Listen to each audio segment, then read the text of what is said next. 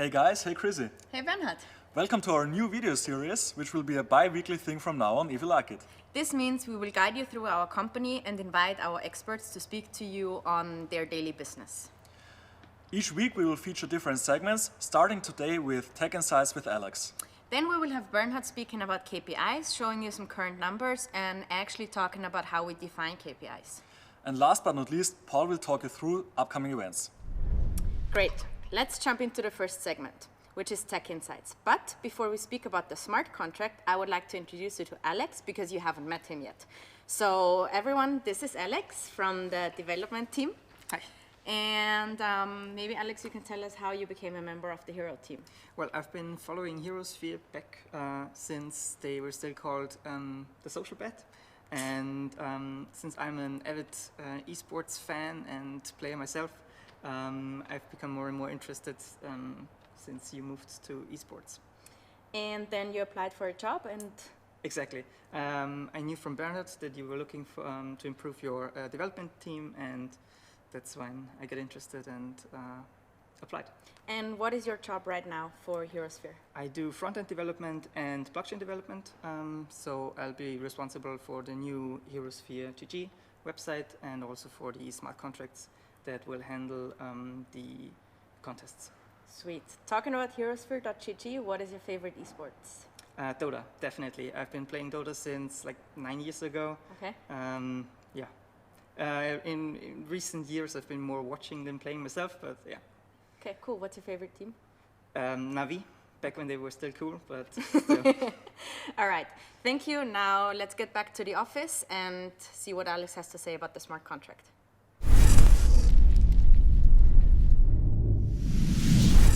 Hi guys, today I'm going to show you through the code that makes up HeroCoin. It's all publicly available on GitHub, so you can look it up later if you want to and go through each line on your own pace.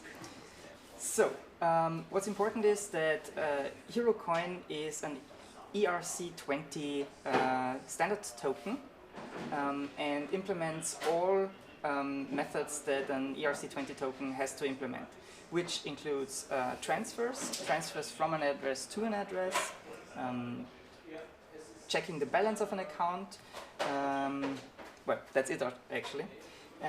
We extended this functionality by adding a rake functionality, which is very important for HeroCoin.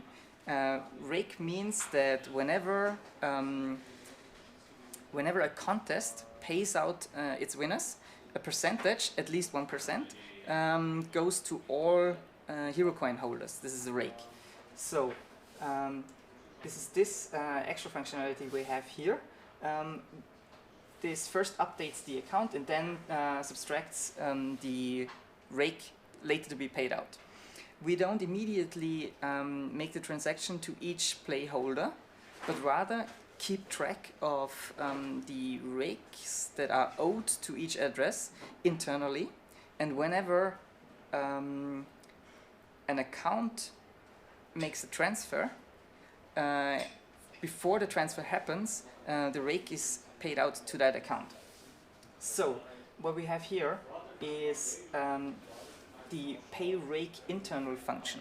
As I said, whenever a contest pays out its winners, this method is called and updates the internal state of all the rakes that are owed to each address. Then, when you, as a play holder, make a transfer, be it taking part in a contest or sending your tokens to a friend or whatever, now, whenever you take part in a contest, the update account function for your wallet address will be called, which first checks how much of the rake is owed to you, then subtracts that amount of the internal balance sheet of all rakes in the HeroCoin contract. Then you get it on your address, and then the actual transfer that called the update account function will be called.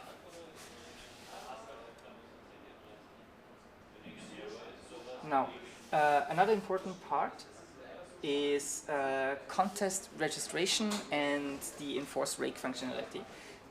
So, since not only we will implement Hero coin contests, but you can as well,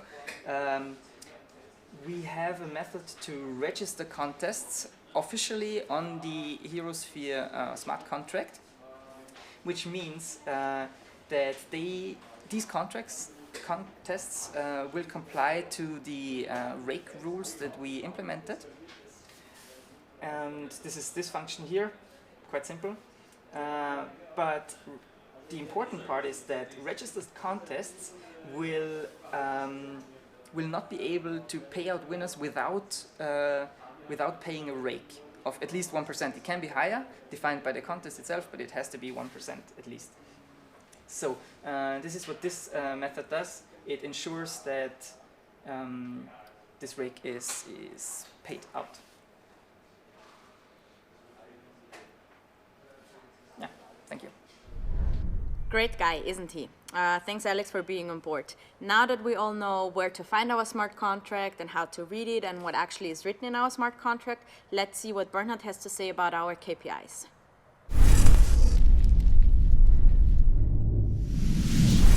Hey guys, welcome to my favorite corner in our office behind the elevators, and welcome to our KPI segment. So we're going to talk a little bit about numbers of our ICO and what has happened since the ICO. And the first number we're going to talk about is the number of investors.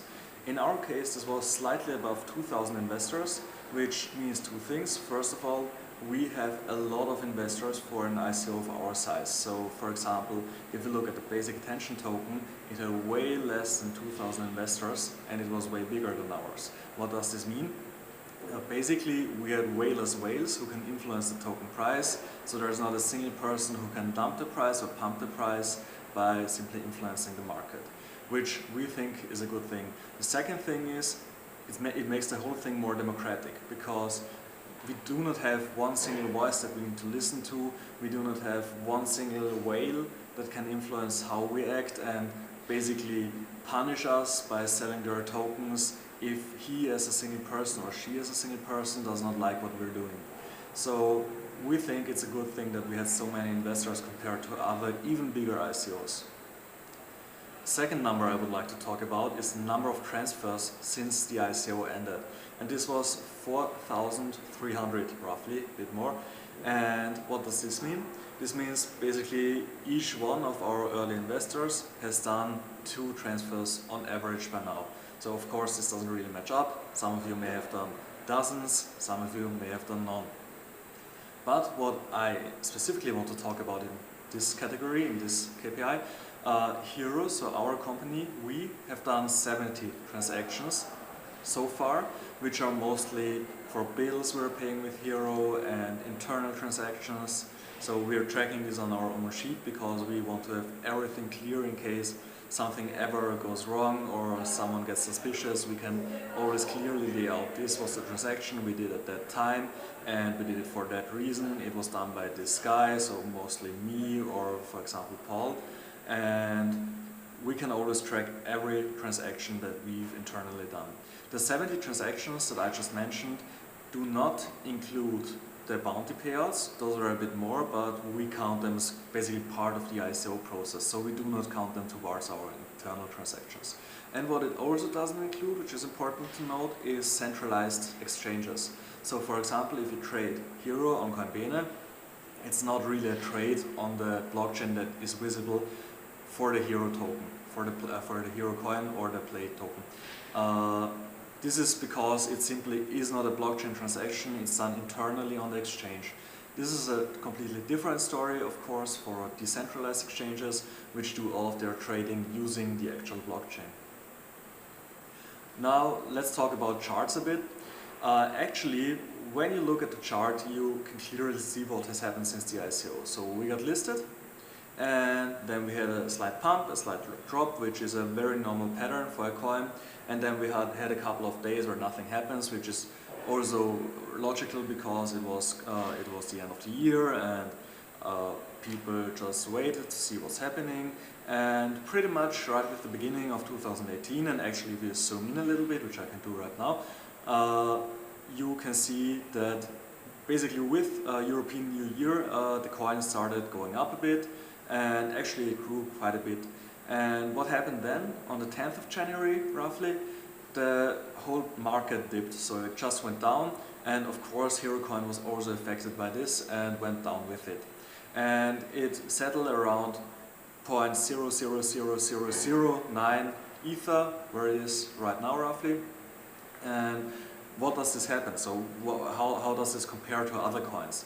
And if you look at Ether, for example, which many of you guys really like to do, if it's justified or not, we'll come to that in a later stage of this segment. If you compare it to Ether, we actually caught the dip really well. So we are still at 1.05 of the ratio that Ether has gone down. So actually we did 5% better than Ether so far, which is, in my opinion, pretty good.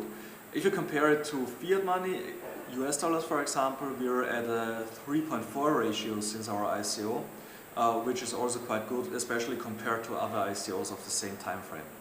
But yeah, we're suggesting to wait out what happens on the market. We're of course confident that it goes up, especially Ether, which we put a lot of trust in, and we really love Ether, and we're pretty confident that the market dip, it will probably go on for a couple more days or even weeks, but in the end it will catch up again. Wow, I should have switched off my notifications there, but yeah, Joe is amazed by something. Okay, so now I've brought something else, and you're gonna say, hey wow, it's the same chart again, but a little more detailed. And actually it's not at all. What you're seeing on the right now is the chart of Ether. And understandably, you think it looks pretty much the same. Why does it look the same? So some of you argued that basically the price of play should be somewhat bound to the price of Ether. But we've got to talk about this, because this is actually not the case. I know you do compare the investment you did in an ICO coin that you paid with Ether to Ether, which is absolutely correct. But you've got to look at the market and how the market behaves and what it does. And now imagine you have those two markets, and I think we can do a segment in a later stage if you like this or want a more detailed explanation. But if you look at the market for Ether and for play, which are completely separated markets, so they are not bound to each other in any way. If the Ether price rises, what happens to the play price? Nothing at all. Why not? Because the play price does not increase its value simply because the Ether price does, because there's no real value flowing in. I'm not talking about US dollars or anything here. I'm talking about value. And people see increased value in the Ether price because more people adapt it, because more people use it, because there's a new product, or whatever influences the Ether market. And this is actually what drives the price of Ether. So it's a supply and demand market, as pretty much any coin is. So if people put more trust in Ether, be it for new products or be it for increased demand, whatever, do they automatically put more trust and therefore more value into play? No, they don't, because play is completely separated from Ether. What does this mean? Play price only increases if people put more trust in it, if we release a new product, if we release good news. Because this drives the demand, this drives the visibility of the token, and therefore this drives the coin's price. So as you can see, they are not coupled. Why does the chart look the same still? This is because people think it should be bound. So they expect if Ether rises, play should rise as well. And therefore they expect play to rise with it, and they buy for a higher price, or at least they're willing to buy for a higher price. And this is why the chart looks roughly the same. How will this evolve in the future? This is basically expectation management. So of course the aim is to outperform Ether, and with the first product we're going to release, I think we're on a good path. And I can tell you if this will completely decouple us from Ether. This is basically an education topic. So people need to understand how markets work and how they influence each other. And of course they do influence each other. So basically if Ether goes up, a play Ether pair would have to go down. This is just market behavior. And this is education, so people need to understand this. If people do not understand this in the future, which is not necessarily a bad thing, but if people continue to not understand this, the chart will be roughly coupled. If they start to understand it, if they start to learn about markets and how they work and interpret charts the correct way, generally ERC20 tokens charts will not be coupled as titled to Ether anymore. So this is nothing we can really influence except for educating you guys. Most of you probably do understand it already, but I just wanted to explain it to you how this whole market thing works. So this is our KPI segment for now. If you liked it, please tell me what KPIs you would like to talk about next. So we can also do a Herosphere segment where we talk about the platform itself, especially with the launch imminent within the next month. Or you would like to see some more chart analysis of our own token, or whatever you would like to see, just tell me. So, and now back to you, Chrissy. Thanks, Bernhard. Now let's go to Paul, who will speak about the upcoming events. I bet you all know Paul, but for the ones that are new to our community, Paul is our CEO, and he will give you an update about the events we will attend and how you can reach us in person.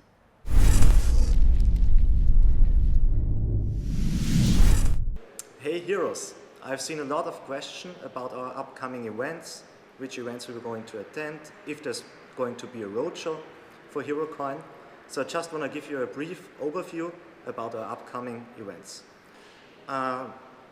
Philip will be at the Ski Innovation in Innsbruck at the beginning of March.